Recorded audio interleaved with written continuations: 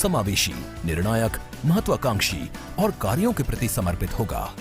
G20 शिखर सम्मेलन होने तक देश भर के 50 शहरों में 200 से अधिक बैठकों की योजना बनाई गई है।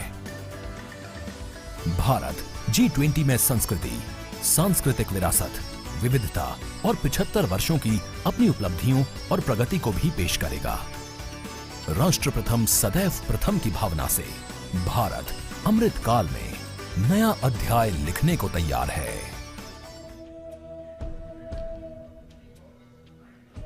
A spectacle of this scale cannot be organized without massive organizational skill and military discipline, planning from a multitude of agencies. And each year, the parade showcases and celebrates our military might, the cultural diversity, the progress and achievements, the rich traditions of music, dance, our soldiers, our freedom fighters, the brave children, the many talented other children and youth who take part in the parade, all coming together in the biggest event from a multitude of agencies. Thousands of participants showcases and celebrates of preparations under the most the progress and achievements, the rich traditions of music, dance, to put up our soldiers, our freedom fighters, colorful, the brave children, the many talented other children and youth that is who take part in the parade, all coming to everyone to see in the biggest event, a multitude of the parade itself, thousands of parade showcases, months of preparations under the most memorials, and then goes on to Red Fort, a distance of around 8 kilometers. Special mention must be made of the departure from protocol this year to include in its invited guests. Right now you're seeing on the screen the many children who've been invited here, but essentially we're talking about the unsung heroes of our country, the Shram Yogis, who have contributed to the construction and renovation of this vista on which we are today. The power corridor, the new parliament and the executive enclaves of the Vice President and the Prime Minister's office and residence. These are workers and also street vendors, milk and vegetable vendors who are occupying the enclosure which is opposite the saluting base, being given the pride of place, making the whole event inclusive, participative and truly democratic. A republic that is by the people, of the people and for the people. We also have some 200 students, which you saw a little earlier, students and teachers who will be part of the Prime Minister's initiative of Pariksha Pe Charcha and our special guests of today's parade. The entire stretch from Rashtrapati Bhavan to the War Memorial has been renovated, and it's after 2 years of construction and refurbishment that we're getting to see this aesthetically designed ceremonial boulevard. The audience at Kartavya Path, seated on the newly installed bleachers with retractable seats that have been reduced and reorganized this year for around 45,000 seats, of which 32,000 are for the public. कर्तव्य पथ जो पिछले वर्ष तक राजपथ था, वो central vista के सौंदर्यीकरण और सुधार का परिणाम है। इस पूरे इलाके पर बदलाव की ऐसी बयार चली है जिसने इसके कायाकल्प की प्रक्रिया शुरू कर दी है। वर्षों से जिन बातों की जरूरत महसूस की जा रही थी, उनको ध्यान में रखते हुए सेंट्रल विस्ता का काम जारी है। राष्ट्रीय समर स्मारक इंडिया गेट से आगे और ये कर्तव्य पथ सेंट्रल विस्ता के तहत राष्ट्रपति भवन से लेकर इंडिया गेट तक का क्षेत्र आता है। 100 वर्ष से भी ज्यादा पहले बनाई गई इमारतों की जरूरत वक्त के साथ बदल गई है। इसमें आज के मुताबिक सुविधाएं और जगह को देखते हुए सेंट्रल विस्ता के सौंदर्यीकरण का कार्य शुरू किया गया। रायसीना पहाड़ी पर ऐतिहासिक राष्ट्रपति भवन और रायसीना पहाड़ी के नीचे उतरते ही नॉर्थ ब्लॉक, साउथ ब्लॉक की इमारतें, जहां प्रधानमंत्री कार्यालय और अन्य महत्वपूर्ण मंत्रालय हैं। विजय चौक के उत्तर में लोकतंत्र का मंदिर, भारत की संसद है।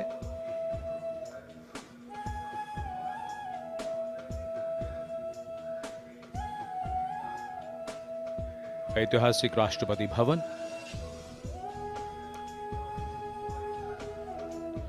ये सभी इमारतें 1911 से 1931 के बीच बनी थी।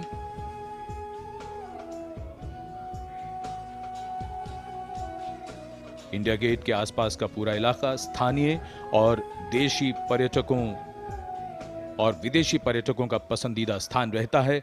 काफी समय से ये महसूस किया जा रहा था कि सुविधाओं की कमी पड़ रही है। सेंट्रल विस्ता का यह पूरा इलाका अब बदल रहा है। आने वालों के लिए सुविधाएं हैं, साफ सफाई है।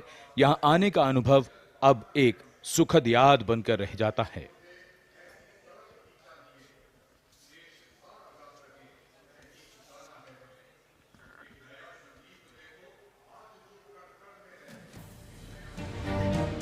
नया भारत, नई संभावनाएं, नई उम्मीदें, और इन्हीं उम्मीदों को नई उड़ान दे रहा है सेंट्रल विस्टा।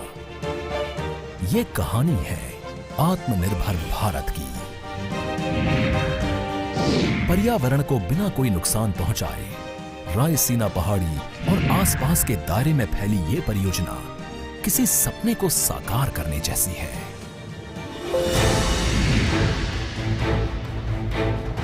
इसमें प्रधानमंत्री और उपराष्ट्रपति के नए आवास सहित एक नए त्रिकोणीय संसद भवन, एक कॉमन केंद्रीय सचिवालय और राष्ट्रपति भवन से इंडिया गेट तक के 3 किलोमीटर लंबे कर्तव्य पथ को नया रूप दिया जाना शामिल है।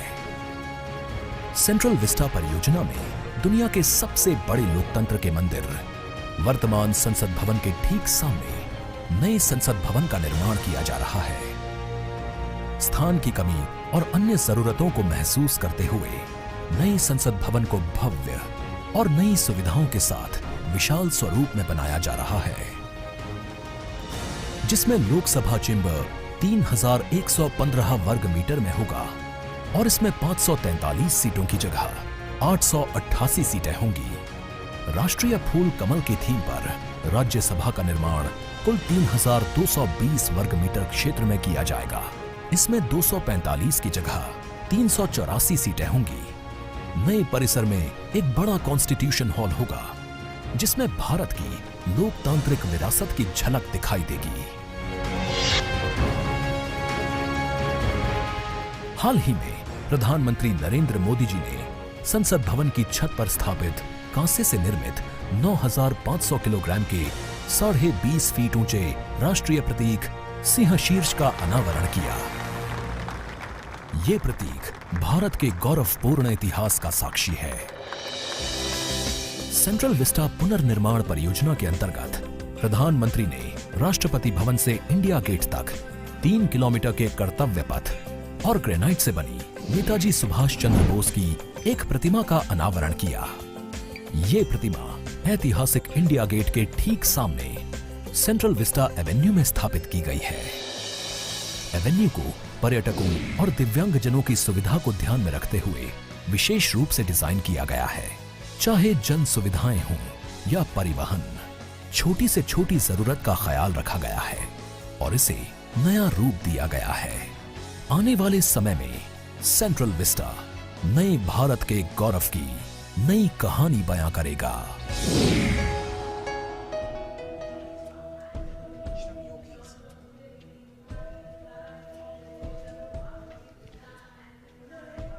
Kartavya Path prettified and preening, and it seems that this ceremonial boulevard is very well aware of its importance today, eagerly awaiting the host that is going to happen of medley of music. And here we are, over here in the audience, specially invited Shram Yogis, people who have contributed to actually renovating and redoing this ceremonial boulevard.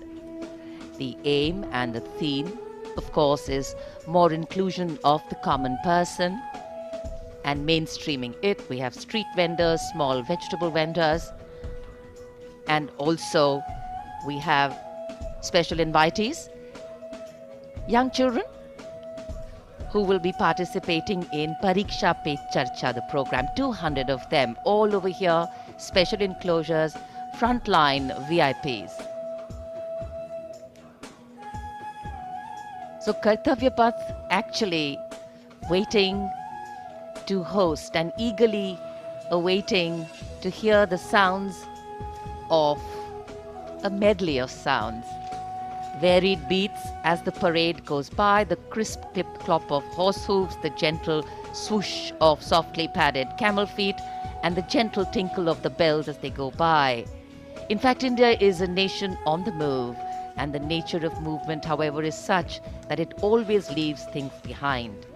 It is the content of what we leave behind and what we take along with us that the context of the future rests. And as we celebrate our 74th Republic Day, our extraordinary existence as a civilization through centuries of change and as a republic for just over 7 decades is foregrounded.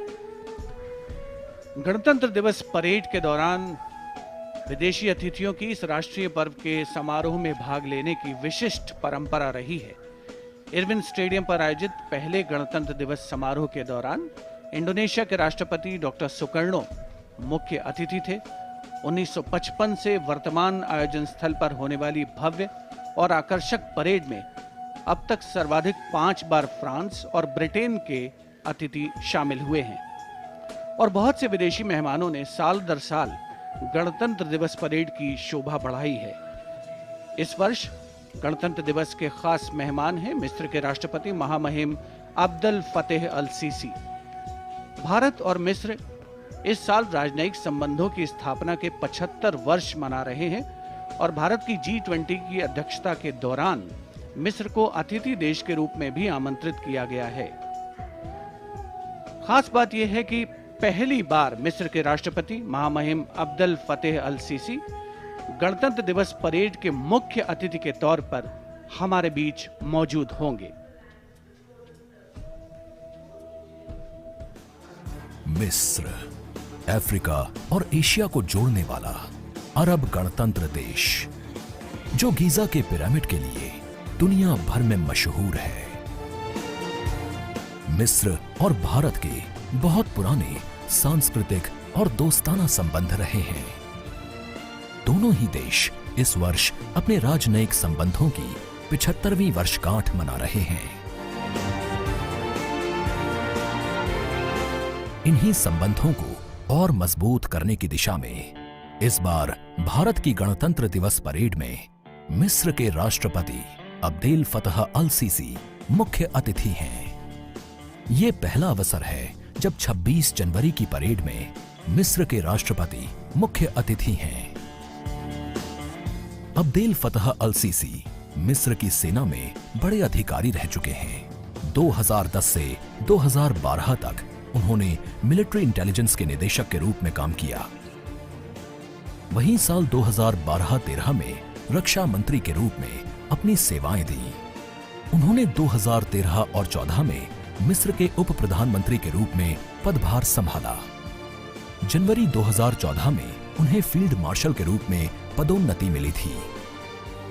इसके बाद 2014 में ही वो मिस्र सेना से India and Egypt share close political understanding based on a long history of contact and cooperation in bilateral, regional and global issues. Both countries have cooperated closely in multilateral fora and were the founding members of the non-aligned movement. As you can see visuals coming to you from the saluting base, we've got an invited audience that is really keen and waiting patiently in this cold weather for the parade to begin.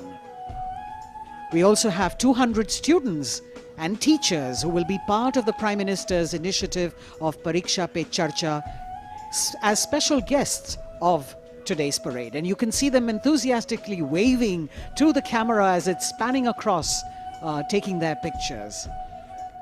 This year's celebrations reflect the Prime Minister's vision of Jan Bhagidari, and the week-long celebrations for Republic Day begin on the 23rd of January, the birth anniversary of Netaji Subhash Chandra Bose, and ends on the 30th of Jan, which is Martyrs' Day. Some other highlights of this year's celebration sees a special cultural extravaganza, that is the Vande Bharatiyam group of dancers drawn from across the country.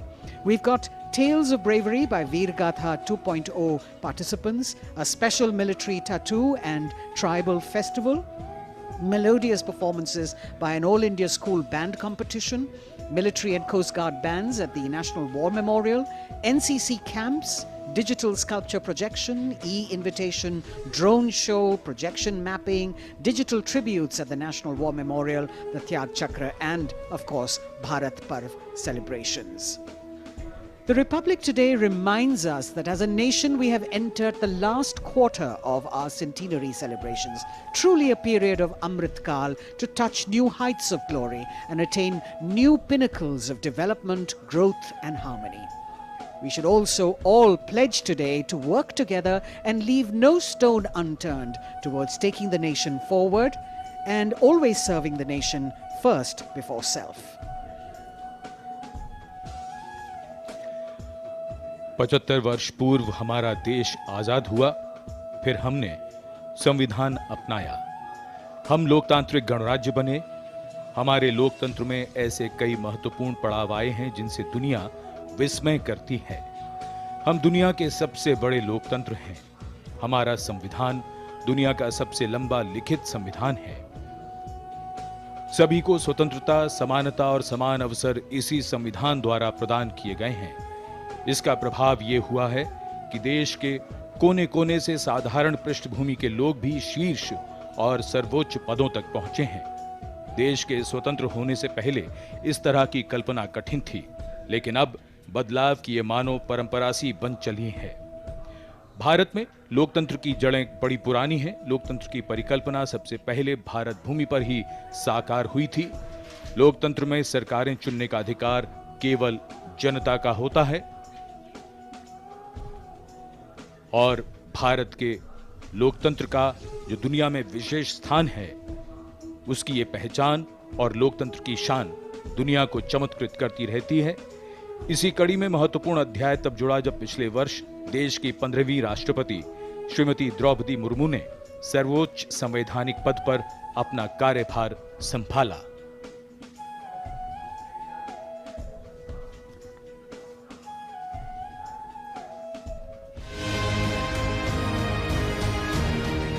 दुनिया के सबसे बड़े लोकतंत्र भारत में पहली बार एक आदिवासी महिला ने राष्ट्रपति का पदभार संभाला है।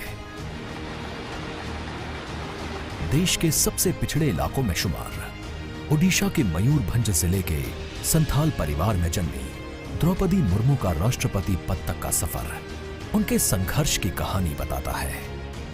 अभाव में गुजरा बचपन, युवा काल का संघर्ष, व्यक्तिगत जीवन के उतार चढ़ाव, सार्वजनिक जीवन की सादगी और बेदाग छवि, यही है बहुआयामी इलाका में शुमार द्रौपदी ओडिशा के मयूरभंज जिले के संथाल परिवार में जन्मी साल 1989 का राष्ट्रपति भुवनेश्वर के रामा देवी महिला के संघर्ष स्नातक करने के बाद आपने ओडिशा सरकार के सिंचाई विभाग में क्लर्क की नौकरी की। कुछ समय बाद नौकरी छोड़कर आपने अपने 3 किलोमीटर राय रंगपुर कर्तव्य पथ शिक्षक के तौर पर भी काम किया। एक शिक्षक के तौर पर अपने क्षेत्र में उन्हें एक नई पहचान मिली। इंटेलिजेंस के निदेशक के रूप में काम किया। संविधान अपनाया। भारत में पहली बार एक देश को बनाने वाला, आईएएस ऑफिसर को बनाने वाला, आईपीएस को बनाने वाला, इंजीनियर को बनाने वाला, टीचर जो होते हैं वो बनाने वाला। एक शिक्षक के तौर पर अपने क्षेत्र में उन्हें एक नई पहचान मिली। इंटेलिजेंस के निदेशक के रूप में काम किया। जनता और समाज से जुड़कर लोगों के बीच भारत में पहली बार एक साल 1997 में द्रौपदी मुर्मू पहली बार राय रंगपुर नगर पंचायत में वार्ड पार्षद बनी। इसके बाद वो नगर पंचायत की उपाध्यक्ष भी बनाए गए। एक शिक्षक के तौर पर अपने क्षेत्र में पहली बार विधायक बनने के बाद साल 2000 इंटेलिजेंस के शिक्षक के रूप में काम किया। ओडिशा सरकार में जनता राज्य मंत्री के तौर पर लोगों के बीच एक हालत में पहचानी पर एक ओडिशा 1900 से सर्वश्रेष्ठ विधायकों को मिलने वाले नीलकंठ पुरस्कार से भी नवाजा गया। इसके बाद साल 2015 में आपको झारखंड का राज्यपाल बनाया गया। सार्वजनिक जीवन से लेकर संवैधानिक पदों पर दशकों से रहते हुए श्रीमती द्रौपदी मुर्मू की छवि बेदाग रही है।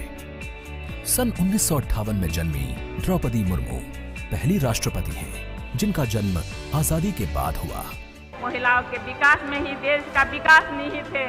महिलाओं के योगदान से निकट भविष्य में ही भारत एक विकसित राष्ट्र के रूप में उभरेगा। जय हिंद, जय भारत। जहां आपका राष्ट्रपति बनना देश की महिलाओं और लड़कियों के लिए प्रेरणा का स्रोत है, तो वहीं विकास की धारा में दशकों तक पीछे रह गए आदिवासी समाज के लोगों के लिए भी आत्मसम्मान का एक नया संबल है।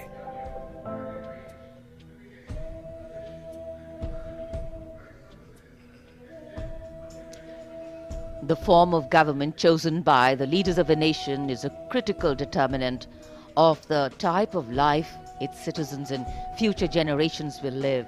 The freedoms enjoyed, the availability of opportunities, rights, duties, all stem from the principles of governance adopted. When India chose to become a republic, it was as a recognition of the importance of the power of the people in choosing their representatives and governing through them. Our nation is heterogeneous in composition. Its culture, climate, economic diversity makes its challenges and strengths extremely unique. And here, children excited, Kartavya Path and its surrounding vistas central to today's parade. It is, of course, a labor of love and pride for all agencies who have worked here to make this event so special. गणतंत्र दिवस parade में देश की समृद्ध सांस्कृतिक विरासत और सामरिक शक्ति का अविस्मरणीय प्रदर्शन होता है और इस राष्ट्रीय पर्व के समारोह को पूर्णता प्रदान करता है भारतीय वायुसेना का फ्लाई पास्ट। हवा में गर्जना करते उन्नत विमान भव्य राष्ट्रपति भवन के ऊपर से होते हुए जब कर्तव्य पथ पर पहुंचते हैं तो यहाँ मौजूद हजारों अतिथियों को देश प्रेम और रोमांच की पराकाष्ठा का एहसास होता है। इस साल की परेड के आकर्षक फ्लाई पास्ट में 50 वायुयान भाग ले रहे हैं, जिसमें लड़ाकू विमान, हेलीकॉप्टर्स और परिवहन विमान भी शामिल हैं। देश की वायु सीमा की रक्षा के लिए सतत मुस्तैद भारतीय वायुसेना के कुशल पायलट्स ने लगातार कठिन अभ्यास की बदौलत आज आयोजित होने वाले फ्लाई पास्ट को वर्तमान स्वरूप प्रदान किया है।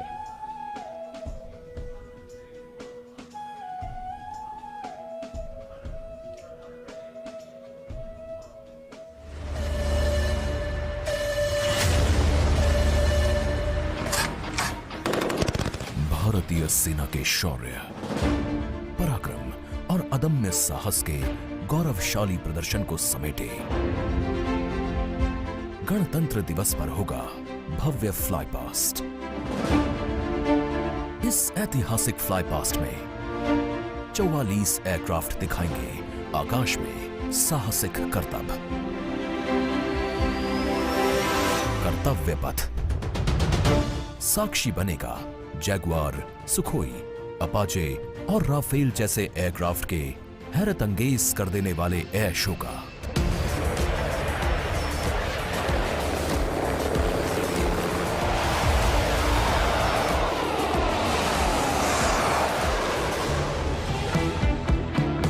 इस फ्लाई पास्ट में भरी जाने वाली हर एक उड़ान की होगी खास थीम, जो देगी विशेष संदेश।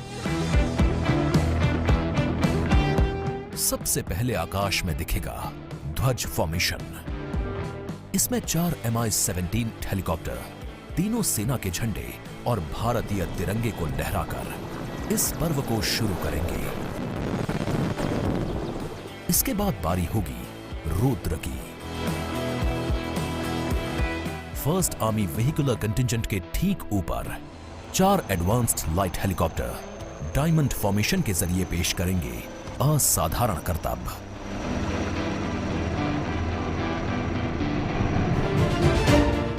एक 1000 फीट की ऊंचाई पर 3 सुखोई 30 लड़ाकू विमान आसमान में धुएं से बनाएंगे त्रिशूल फॉर्मेशन। ये शक्ति और साहस का प्रतीक होगा। एयर नए शो का दूसरा हिस्सा देखने को मिलेगा गणतंत्र दिवस परेड के बाद। सबसे पहले बारी होगी प्रचंड फॉर्मेशन की। इसमें एक लाइट कॉम्बैट हेलीकॉप्टर, 2 अपाचे और 2 एडवांस्ड लाइट हेलीकॉप्टर जोश और जुनून को चरम पर ले जाएंगे।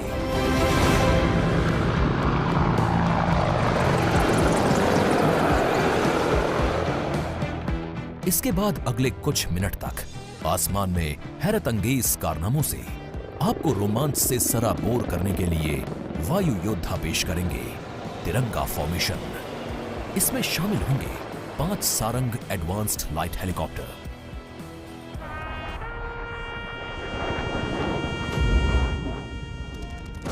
उन्नीस 1971 के युद्ध में टंगेल में एयर ड्रॉप की याद में एक डकोटा विंटेज ट्रांसपोर्ट एयरक्राफ्ट और 2 डॉनियर एयरक्राफ्ट बनाएंगे फॉर्मेशन टंगेल। रोमांच और उत्साह उस समय और बढ़ जाएगा जब जाबाज वायु योद्धा आकाश में पेश करेंगे बजरंग फॉर्मेशन। इसमें होंगे 1C-130 और 4 राफेल। इसके बाद 4 राफेल लड़ाकू विमान और एक Boeing E-7 airborne early warning and control system करतब दिखाने के साथ ही अपनी ताकत का प्रदर्शन करेंगे नेत्रा फॉर्मेशन में।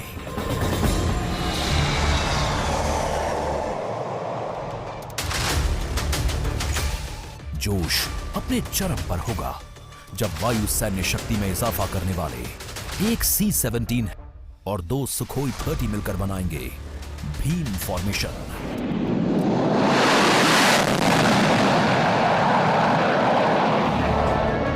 आकाश में नजरें टिक जाएंगी जब 6 जैगवार विमान बनाएंगे formation Amrit.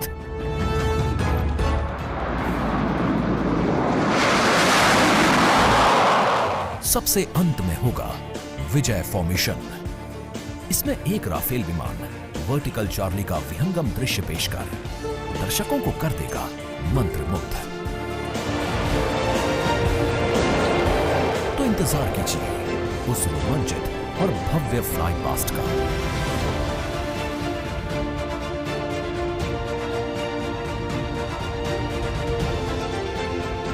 The Indian Air Force, considered one of the stronger air power forces in the world, our men and women in blue, in keeping with their motto, will also touch the sky with glory here at the Republic Day Parade. From the showering of flower petals as the parade begins to the much-awaited breathtaking finale, the fly past towards the closure of the parade, 45 Indian Air Force aircraft, one from the Indian Navy and Vande 4 Mataram. helicopters from the Indian Army will गणतंत्र दिवस participate की अनेक in बधाई today's और parade. शुभकामनाएं। So a misty morning हमारे here प्यारे in New Bharat Delhi. की पुण्य भूमि पर The wind एक chill नई factor सुबह, seems to नए be picking संदेश को up. लेकर In fact, the day dawned and it was anticipated that the sun would shine very clearly quite early. But you know how it is with the weather gods. And here, I'm sure people who haven't brought their headgear with them are regretting the fact the mist seems to be giving a very romantic hue to this whole vista. Before the parade begins, the Prime Minister will be laying a wreath as homage to our brave warriors who laid down their lives fighting for the country. And of course, as we earlier shared with you, the arrangements, a lot of effort has gone into making the arrangements here. We have the communication for the fly past control and coordination being done by the 1 Air Force Formation Signal Regiment's Communication and Control Center under the leadership of the regiment's commanding officer, Colonel Manjunath Raju. आजकल एक सवाल जो लोग अक्सर पूछते हैं Work, effort, कि इतने लोग training, अचानक क्यों मर रहे हैं? खाते and पीते discipline. खेलते कूदते। There is, of course, the All India Radio commentary, which will go live. The CPWD has also worked very hard. And the exceptional quality of the sound system that covers Kartavya Path has been arranged by the One Army Headquarters Signal Regiment Center आजकल under एक the सवाल command जो of लोग अक्सर Colonel पूछते हैं Rajkumar कि Mishra, इतने लोग training अचानक क्यों मर Lieutenant रहे हैं? Colonel Reddy, खाते as the पीते, officer खेलते commanding कूदते। public address. There is, of course, the All India Radio commentary, which will go live. The CPWD has also worked very hard. Army known for ensuring the exceptional quality of the sound system that covers Kartavya Path has been arranged by perfection. The One Army Headquarters Signal Regiment Center. आजकल एक सवाल जो लोग अक्सर पूछते हैं Rajkumar Mishra, इतने लोग training अचानक क्यों मर Lieutenant रहे हैं? Colonel Reddy, and खाते visual पीते, images खेलते have कूदते। commanded impactful way of addressing themselves on our mind. Commentary which will go live. The images, in fact, today will continue to endure over time and form lasting memories. कर्तव्य पथ पर इस बार इंतजाम बेहतर और काफी व्यवस्थित तरीके से यहाँ पर सभी की व्यवस्था की गई है। पूरे कर्तव्य पथ पर 10 LED स्क्रीन्स भी लगाए गए हैं और ये सलामी मंच के सामने सारनाथ के प्रसिद्ध सिंह शीर्ष का प्रतिरूप बनाया गया है। विश्व शांति और एकता का प्रतीक हमारा ये राष्ट्रीय चिन्ह है। भारत सरकार ने ये चिन्ह 26 जनवरी सन 1950 को अपनाया। वसुधैव कुटुंबकम, भारत का मानचित्र और राष्ट्रीय पक्षी मोर, ये सभी इसी राष्ट्रीय चिन्ह के नीचे देखे जा सकते हैं। सैन्य बैंड वादकों का दल है जो राष्ट्रपति के आगमन और प्रस्थान पर राष्ट्रगान की धुन बजाएगा। मिलिट्री बैंड दस्ते की कमान संभाली है सूबेदार मदन सिंह ने और पाइप और ड्रम बैंड सूबेदार मेजर बसवराज वग्गे की कमान में। गणतंत्र दिवस समारोह में 21 तोपों की सलामी लेफ्टिनेंट कर्नल विकास कुमार की कमान में दी जाएगी। Naib Subedar Anoop Singh gun position officer हैं। इस बार विशेष बात यह है कि जिन तोपों से ये सलामी दी जाएगी उनका निर्माण देश में ही किया गया है। 105 mm लाइट फील्ड गन से सलामी दी जाएगी। इस गन ने ब्रिटिश मेड 25 पाउंडर गन की जगह ली है। मेक इन इंडिया की एक धमाकेदार पहल। आज की परेड में माननीय राष्ट्रपति जी के आगमन पर भारतीय वायुसेना की फ्लाइट लेफ्टिनेंट कोमल रानी राष्ट्रीय ध्वज फहराएंगी। कर्तव्य पथ पहले से निखरा हुआ, संवरा हुआ, जहां सुविधाएं बढ़ाई गई हैं, यहां सभी ने अपने अपने ढंग से योगदान दिया है। दूरदर्शन की तैयारी भी बेहतर को और बेहतर बनाने की है।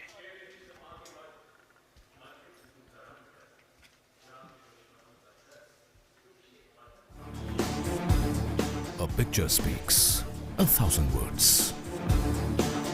And Doordarshan ensure its viewers that they feel the picture-perfect live telecast of 74th Republic Day Parade 2023. To ensure the seamless and smooth live telecast to you. All in magnificence, Team Doordarshan working tirelessly.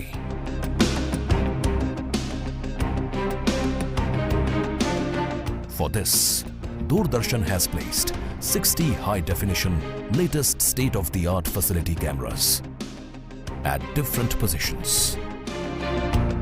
From Rashtrapati Bhavan to National War Memorial.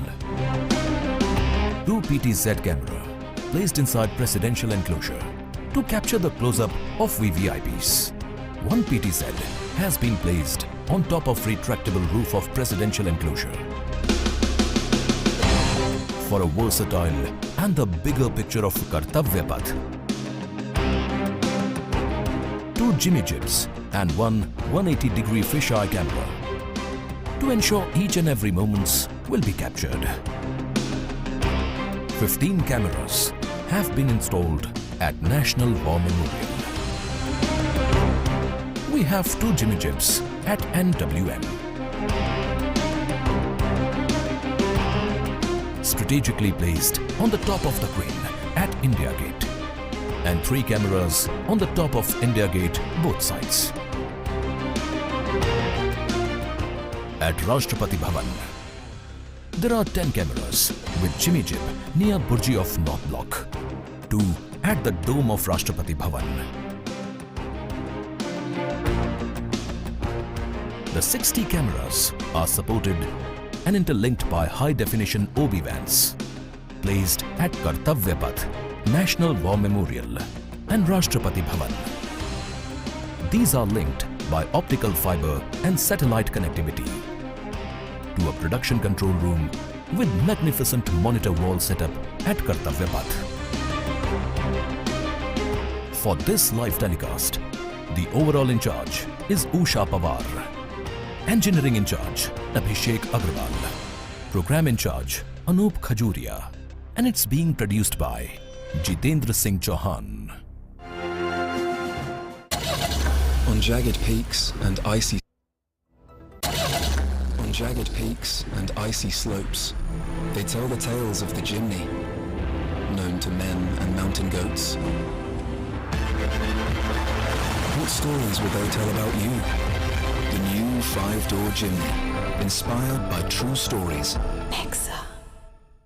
लहलहाती फसल, भरे पूरे खेत खलिहान, हर किसान का बस यही अरमान। लेकिन कभी बारिश, कभी बिजली, कभी ओला, कभी सूखा। प्रकृति का तो नहीं, मगर नुकसान का उपाय है। AIC से फसल बीमा। Agriculture insurance company of India limited. AIC। परीक्षा यानी रिजल्ट, एडमिशन, करियर और सक्सेस का प्रेशर। इस स्ट्रेस को मैनेज करने क्यों ना ले प्रधानमंत्री नरेंद्र मोदी जी से मोटिवेशन। अगर आपको फोकस करना है तो पहले डी फोकस होना सीख लीजिए। सिर्फ परीक्षा के अंक ही जिंदगी नहीं है। हर साल की तरह इस साल भी प्रधानमंत्री जी करेंगे विद्यार्थियों से सीधा संवाद और बढ़ाएंगे एग्जाम वॉरियर्स का हौसला। परीक्षा पे चर्चा 2023 देखिए डीडी न्यूज और सभी सोशल मीडिया प्लेटफॉर्म्स पर 27 जनवरी सुबह 11 बजे से। On jagged peaks and icy slopes, they tell the tales of the Jimny, known to men and mountain goats. What stories will they tell about you? The new 5-door Jimny, inspired by true stories.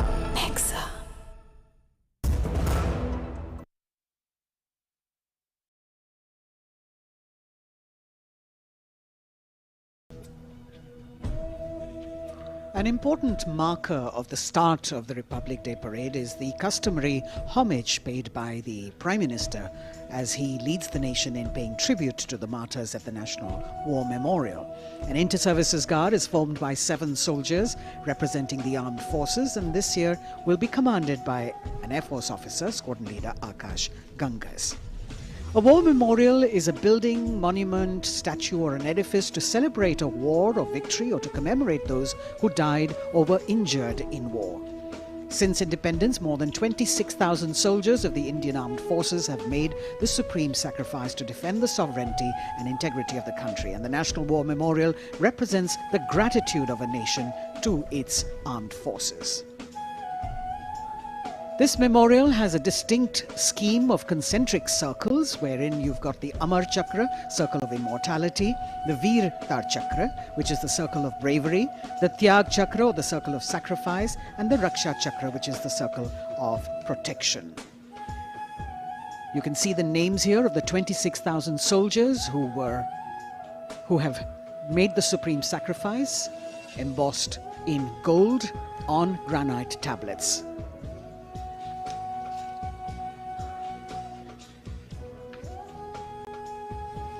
The memorial complex is in harmony with the existing layout and symmetry of the majestic Kartavya Path and central vista. Solemnity of the ambience is maintained with an emphasis on landscaping and simplicity of architecture. Apart from the main memorial, there is a dedicated area for the busts of soldiers who've been conferred with the Paramveer Chakra, the nation's highest gallantry award. The design of the main memorial exemplifies the supreme sacrifice made by a soldier in the line of duty, not only making him immortal, but also depicting that the spirit of the soldier remains eternal. The covered gallery that exhibits 6 murals crafted in bronze depicting the valiant battle actions of the armed forces. राष्ट्रीय summer स्मारक पर स्थित परम योद्धा स्थल उन जांबाज शहीदों की याद दिलाता है जिन्होंने देश की रक्षा के लिए अपना सब कुछ न्यौछावर कर दिया। परमवीर चक्र से सम्मानित सभी 21 अमर बलिदानियों को विशेष सम्मान दिया गया है परम योद्धा स्थल में। यहाँ पर सभी परमवीर चक्र विजेताओं की कांस्य प्रतिमाएं लगाई गई हैं। लगभग 40 एकड़ तक फैला है ये परम योद्धा स्थल। भारतीय सेना की वीरता, शौर्य, असाधारण योगदान की गौरवशाली परंपरा का निर्वहन और उसकी याद दिलाता ये राष्ट्रीय समर स्मारक। हजारों अमर शहीदों को समर्पित ये राष्ट्रीय समर स्मारक देशवासियों के लिए सैनिकों की ओर से एक संदेश है कि सीमाओं पर हमारे प्रहरी अडिग हैं, मुस्तैद हैं और इसीलिए देशवासी सुरक्षित हैं। यह स्मारक संपूर्ण राष्ट्र की ओर से अपने जांबाज शहीदों को विनम्र श्रद्धांजलि का भी परिचायक है।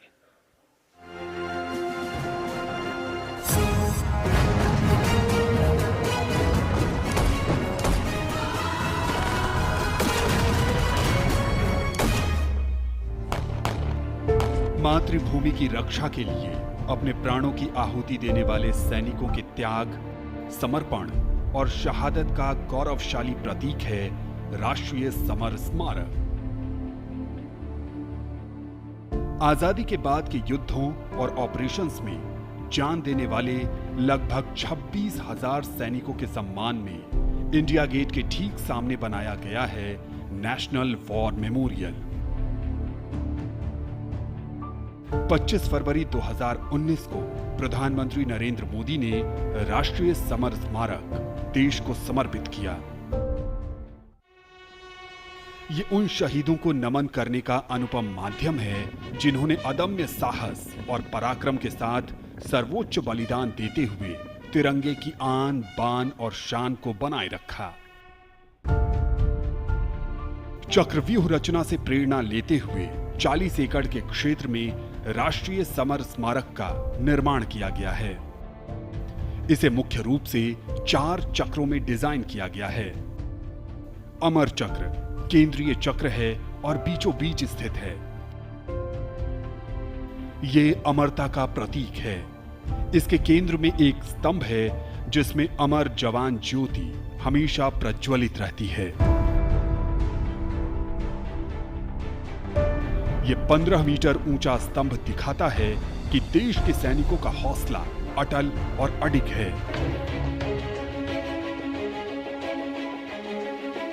वीरता चक्र में दीवारों पर बनी कांसे की कलाकृतियों में भारतीय सेना के तीनों अंगों की वीरता की कहानी प्रदर्शित है। इसके बाद है त्याग चक्र। यह बलिदान को प्रदर्शित करता है। 25,942 योद्धाओं के नाम, रैंक और रेजिमेंट का उल्लेख ग्रेनाइट पत्थर की दीवारों पर सुनहरे अक्षरों में अंकित है। इसमें थल सेना, वायु सेना और नौसेना के शहीदों के नाम एक साथ लिखे गए हैं। सबसे बाहरी चक्र को नाम दिया गया है रक्षक चक्र, जो सुरक्षा को प्रदर्शित करता है। यहां परम योद्धा स्थल है जो सेना के सर्वोच्च सम्मान परमवीर चक्र से सम्मानित 21 शहीदों की कहानी कह रहा है। इस स्मारक के माध्यम से राष्ट्र न सिर्फ उन वीर सपूतों को श्रद्धांजलि दे रहा है, साथ ही उनकी वीर गाथाओं से प्रेरित भी हो रहा है।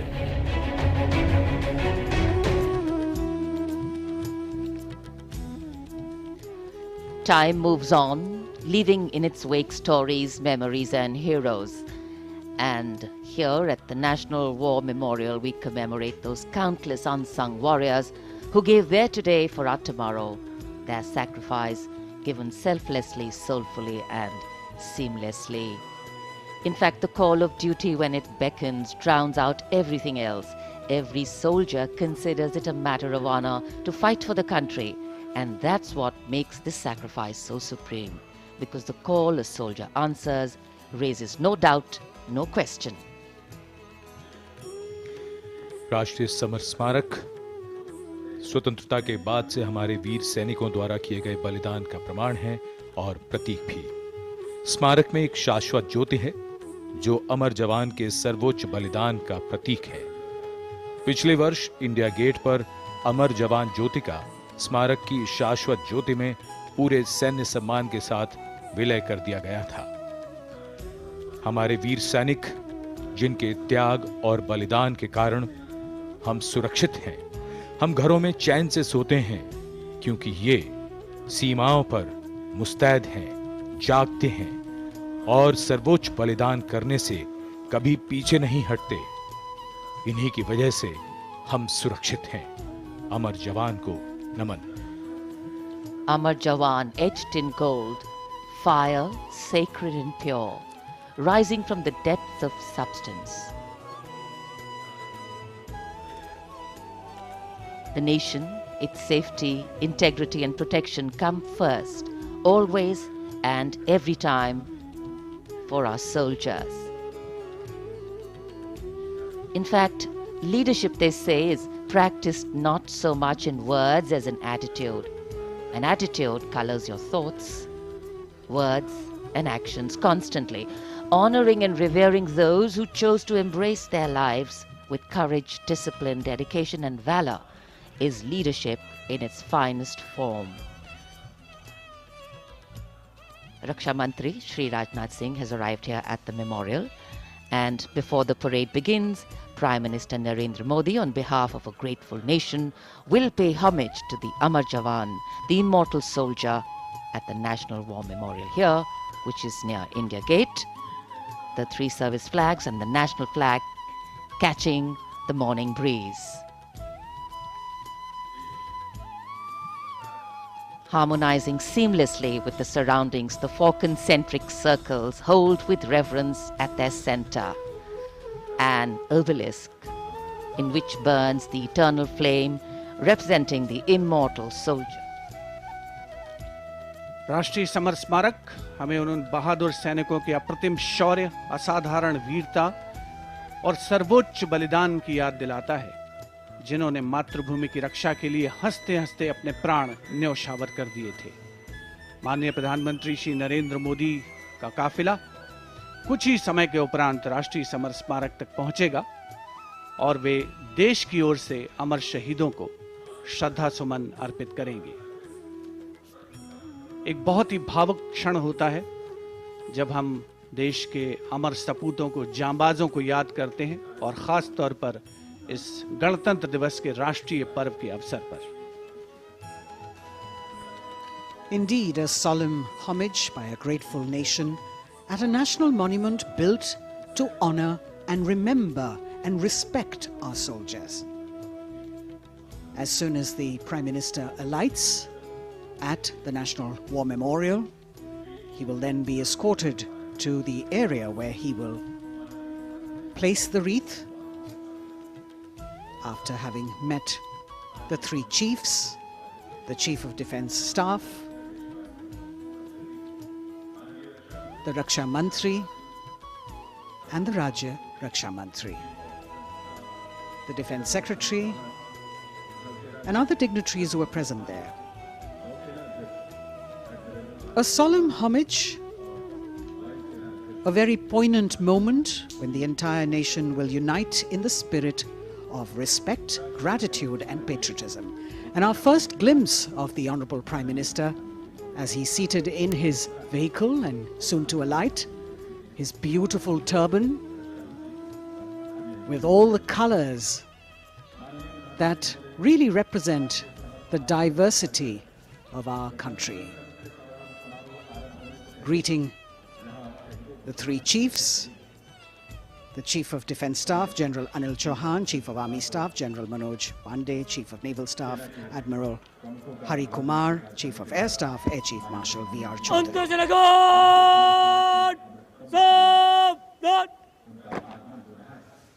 The sacrifices of our soldiers did not go in vain, as a grateful country stands now to honor and respect the supreme sacrifice made by thousands of soldiers. Thereafter, the buglers will sound the rouse and the guards will present the Salami Shastra again.